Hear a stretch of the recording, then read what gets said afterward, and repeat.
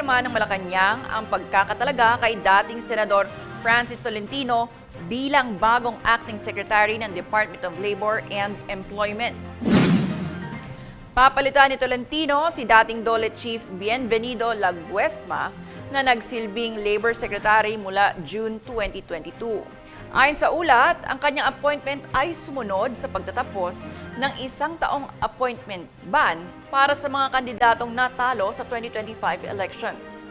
Si Tolentino ay tumakbo sa pagkasenador ngunit hindi pinalad na makakuha ng pwesto.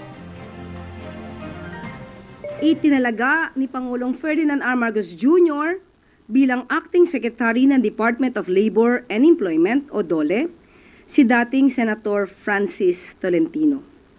Tiwala si Pangulong Marcos Jr. na mapamumunuan ni incoming Acting Secretary Tolentino ang DOLE dahil sa kanyang kakayahan at malawak na karanasan sa paghawak ng mahalagang tungkulin sa pamahalaan lokal o nasyonal. Nakatakdang manumpa bilang bagong kalihim ng DOLE si incoming Acting Secretary Tolentino kay Pangulong Marcos Jr. mamayang hapon